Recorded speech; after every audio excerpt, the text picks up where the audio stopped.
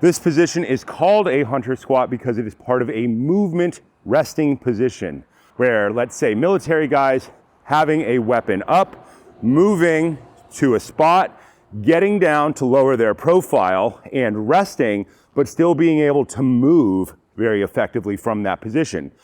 What we are looking for is that vertical spine so that the barrel of their weapon is not tipping down as they stand up. Hello, this is Mark Wildman of Wildman Athletica, and today we're going to talk about the forgotten squat, as we call it, the hunter squat.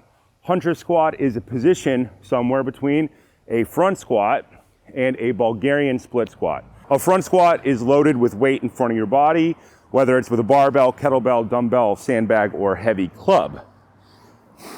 Kettlebell is the one that usually gets the best spinal alignment with the greatest range of movement. Get down, down, down, down, down, lean back as far as you can, verticalize the spine, drive all the way up, lock out the legs at the top, track down, lean back, further, further, further, drive all the way up. The Bulgarian split squat can be done in a couple of different ways, but think about a lunge with your rear foot elevated. Take your foot, put it on a high object like a bench or a chariot wheel, drive all the way down, lean back, verticalize the spine, drive all the way up. Drive the rib cage down at the top, squeeze the lead leg, drive the hip forward. Front squats, split squats can be done with kettlebells, dumbbells, clubs, sandbags, or barbells. The kettlebell version tends to be the most accessible version for newer athletes because the way the kettlebells load in front of the body with the center of mass in front of the body forces people into a more vertical spinal alignment. Between a squat and a split squat is the forgotten squat, the hunter's squat. We call this a hunter's squat because this is a position used in hunting. Military guys and martial artists will be familiar with this position, but they're not oftentimes training it. It's not shoved into programs. The hunter's squat, get the weights all the way up to rack position, and this is a small stagger stance.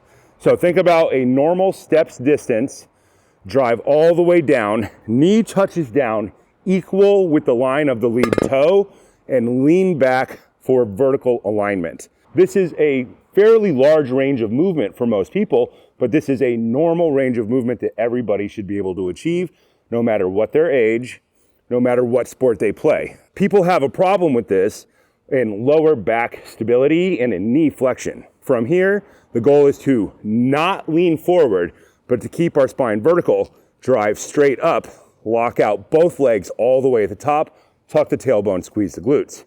Get all the way down, lean back until the spine is vertical, drive all the way up. Demonstrating on the other side, usually people have difference in their body, left leg and right leg. I have an injured left leg, so at the bottom, it tries to restrict my range of movement. I have to focus on leaning back further with my right leg forward and my left leg bent. Kettlebells tend to be the thing that's best for this exercise because the front load causes people to lean back and verticalize their spine without a tip forward when they're driving up. But if you don't have kettlebells, barbells also work. My favorite version of it is the Zercher. If you're doing it with a bunch of weight, you would do this on a rack, obviously. One leg forward, one leg back, verticalize the spine, drive all the way down. Same idea. Lean back at the bottom so that we can keep a straight spine at this lowest part of the movement. Driving straight up, squeeze the glutes at the top. Martial artists and people who do grappling arts will do this with a sandbag from a hug grip. Drive all the way down, lean back, back, back, verticalize the spine. The bottom is the hard part. Get away from the duck butt.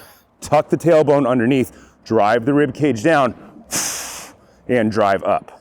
This position is called a hunter squat because it is part of a movement resting position where, let's say, military guys having a weapon up, moving to a spot, getting down to lower their profile and resting, but still being able to move very effectively from that position.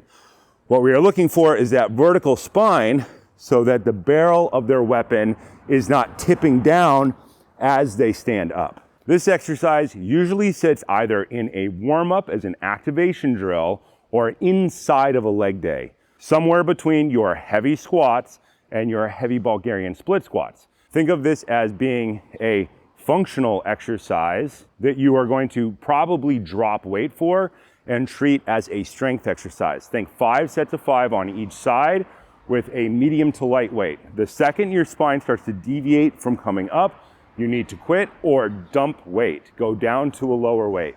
This is more about activation than it is about pure strength. Of course, you can turn this into a pure strength exercise and rack the weight way up, but for most people, it will be a mobility drill.